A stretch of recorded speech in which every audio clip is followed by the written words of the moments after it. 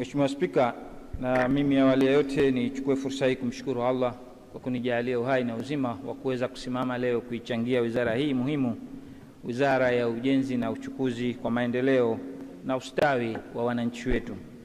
Mheshimiwa Spika, mimi kwanza nianze kwa masikitiko makubwa kwenye wizara hii, na nianze katika eneo ambalo asilimia kubwa nimeona wajumbe hawajaligusia, ni eneo la mapato la Wizara ya Ujenzi na Uchukuzi.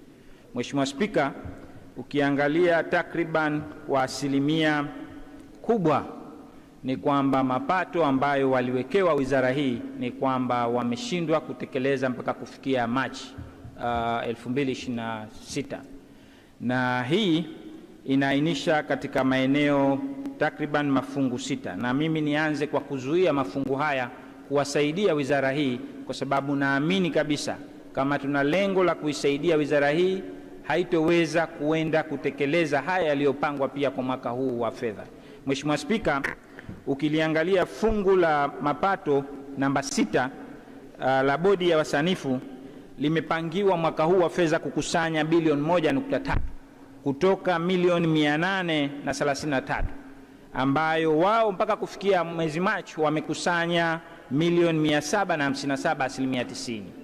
Kwa hiyo sifikirii kwa fedha hii kama wataenda kuikusanya, lakini bodi ya usajili wa wakandarasi wamepangiwa bilioni 1.7, ambayo mpaka kufikia Machi mwaka huu wa fedha wamepangiwa bilioni 1.9 kutoka bilioni 1.7, wakati mpaka kufikia Machi wamekusanya milioni 941, sawa na asilimia 53.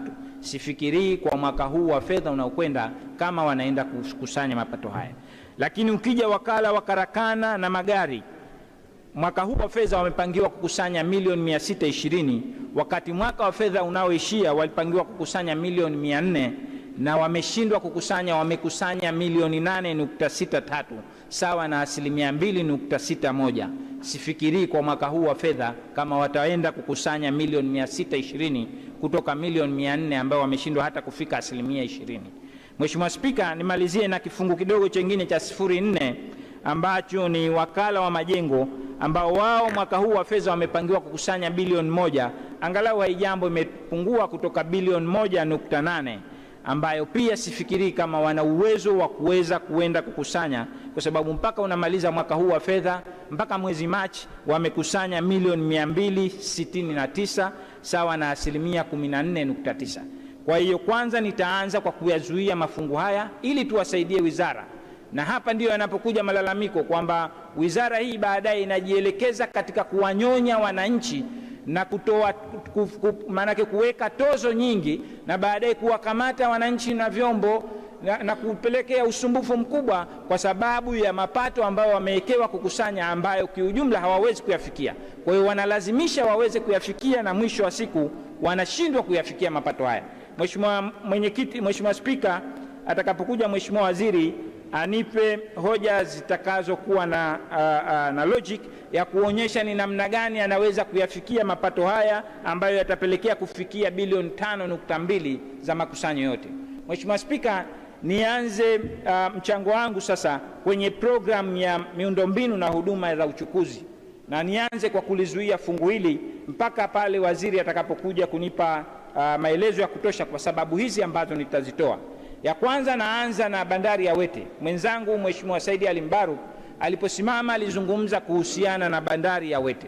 Mheshimiwa Spika, mimi nakumbuka Mheshimiwa Waziri kipindi cha nyuma mwaka 2023 alituambia kwamba bandari ya Wete ni moja ya lango kuu la uingizaji wa bidhaa, lakini pia na passenger na abiria kwa upande wa kaskazini mwa Pemba, na ni eneo moja na bandari moja muhimu ambayo inapelekea serikali kukusanya mapato mengi kutokana na vyombo vinavyoingia katika bandari ya Wete. Lakini hakuishia hapo tu, alisema kwamba pia mapato yameongezeka kwa kiasi kikubwa katika bandari ya Wete. Lakini cha kusikitisha sana Mheshimiwa Spika ni kwamba kwenye bajeti hii hakuna mpango wowote unaoonyesha kwamba bandari ya Wete itaenda kujengwa. Mheshimiwa Waziri aliwahi kutuambia katika baraza hili kwamba bandari alishapewa consultant ambaye ni Inros Lokna, nadhani kama sitokosea, na pia akatuambia kwamba mpaka master plan ya bandari ya Wete imeshatengenezwa na wameshalipa fedha, na lililobaki ilikuwa ni kutafuta mwekezaji. Na hapa mwenzangu alisema, na mimi narudia kusema kwamba Mheshimiwa Rais wa Jamhuri ya Muungano wa Tanzania alitoa ahadi kwamba bandari hii itajengwa. Tunataka tuone ahadi aliyoitoa Mheshimiwa Rais imo kwenye bajeti hii. Mheshimiwa Spika, hili ndio pekee ambalo litaweza kuisaidia bandari ya Wete, lakini pia na wananchi wa kaskazini mwa Pemba. Mheshimiwa Spika, niende katika eneo la Zanzibar Marine Authority. Eneo hili nitazungumzia kwenye eneo la usajili wa meli za kimataifa. Mheshimiwa Spika, kumekuwa na malalamiko makubwa, na hii imepelekea mpaka mgogoro nafikiria, na pia kwa wenzetu wa shirika la wakala wa meli wa Tanzania. Na mgogoro mkubwa unakuja kwenye usajili wa meli hizi.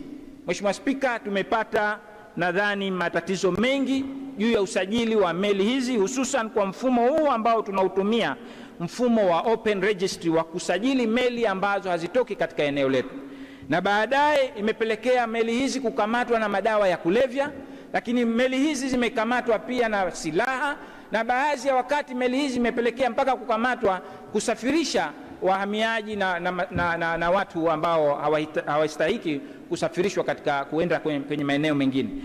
Meli hizi zilipelekea, nakumbuka mwaka 2018 meli 5 zilikamatwa ambazo zilikuwa zimesajiliwa Zanzibar. Mheshimiwa Rais hayati John Pombe Magufuli akapiga marufuku usajili wa meli kipindi kile, na hili limepelekea tujiulize maswali mengi, kwa sababu hivi sasa amepewa, tunaambiwa, mwekezaji mwingine ambaye anaitwa International Marine Expert. Tunataka tufahamu kutoka kwa Mheshimiwa Waziri ni kwa vipi jambo hili litakuwa salama kwa nchi yetu na kwa halitoharibu diplomasia ya nchi yetu unapompa mwekezaji wa nje, kwa sababu tulipokuwa tunasajili sisi wenyewe tulikuwa na matatizo hayo. Je, sasa hivi umempa mwekezaji huyo wa nje? Na pia tunataka tuone mgawanyo wa mapato baina ya sisi na huyo mwekezaji wa nje ambaye amepatiwa eneo hili. Mheshimiwa Spika, eneo jingine ambalo nataka kulizungumza kwa haraka sana ni shirika la meli ya Zanzibar. Mwenzangu wamezungumza wengi, ni kuhusiana na meli yetu ya MV Mapinduzi 2. Sisi tunasema kwamba meli hii ni lazima, ipo haja ya kukaguliwa upya, kuangaliwa kama inaweza kukidhi vigezo vya kusafirisha wananchi. Mheshimiwa Spika, sisi tayari tulishatafunwa na nyoka, tulishaumia, tulishaua watu wetu walishafariki. Mwaka 2011 wote tunakumbuka. Hatutaki tena jambo lile lijirudie, na tetesi zilizopo ni kwamba meli hii haina uwezo wa kuweza kusafirisha abiria kwa hali iliyo. Mheshimiwa Waziri, utakapokuja utuambie, tunataka kuona fedha ya walipa kodi ambayo ilitumika katika kutengeneza meli ile ni kwa namna gani itarejesheka, lakini ni kwa namna gani serikali iliweza kukompea baina ya gharama lakini pia na faida ambayo itapatikana katika kuifanya meli ile iweze kutembea. Mheshimiwa Spika, eneo jingine ambalo nataka kulizungumzia kwa uchache ni programu ya ujenzi na miundombinu ya barabara P01, na eneo hili nitazungumza kuhusiana na barabara ya Wete Chake ya kilomita 22.1.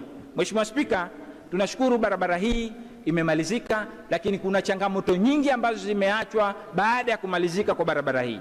Wananchi wa jimbo langu la Mtambwe, asilimia kubwa nyumba zao zimeathirika, na wizara ilisema kwamba baada ya kukamilika barabara hii watapita kuenda kuwafidia wananchi wale. Mpaka leo hawajapita. Tunataka kusikia kauli ya serikali ni namna gani wataenda kuwafidia wananchi wale. Lakini Mheshimiwa Spika, wakati wanatengeneza barabara hii pia mkandarasi alitumia viwanja ambapo vipo katika jimbo la Mtambwe kwa ajili ya kuweka vifaa vyake, kikiwemo kiwanja cha Piki, kikiwemo kiwanja cha michezo cha Kisiwani, na kikiwemo kiwanja cha michezo cha Bahanasa. Tunataka kuona wizara ni namna gani mtaenda kuvisafisha viwanja vile, kwa sababu kwa hakika viwanja vile mkandarasi ameshaondoka na vimeachwa na fusi na haviwezi kuchezeka kwa hivi sasa. Mheshimiwa Spika, nimalizie eneo la mwisho, mamlaka ya usafiri na usalama barabarani Zanzibar. Mheshimiwa Spika, katika eneo hili naomba uniongezee na dakika moja. Mheshimiwa Spika, katika eneo hili nitazungumzia upasishaji wa magari katika kituo chetu cha Dole, katika eneo lile la Dole. Mheshimiwa Spika, kwa hakika tunashangaa sana kwa sababu serikali imewekeza fedha na fedha nyingi zilizotumika katika eneo lile. Lakini mimi cha kwanza ambacho nakiuliza ni utaratibu gani serikali ilitumia katika kumpata mwekezaji ambaye amewekeza katika kituo kile cha Dole, na pia tunataka kujua mgawanyo wa mapato baina ya serikali na mwekezaji yule ni mgawanyo aina gani. Lakini pia hali kadhalika tunataka kujua aina ya mkataba uliotumika. Lakini je, ni kwa nini serikali hawakutumia kituo kilichopo ZBS wakaenda kutumia kituo cha Dole ambacho kinafanana kwa kila kitu? Kwa hiyo huku ni duplication, kuduplicate resources za nchi ambazo ni fedha za wananchi masikini. Kwa hiyo Mheshimiwa Waziri aje atueleze ni kwa namna gani waliopti kwenda kwenye kituo kile wakaacha kutumia rasilimali ambazo zinafanana zile zilizopo pale ZBS. Asante sana Mheshimiwa Spika. Asante Mheshimiwa, muda wako umekamilika.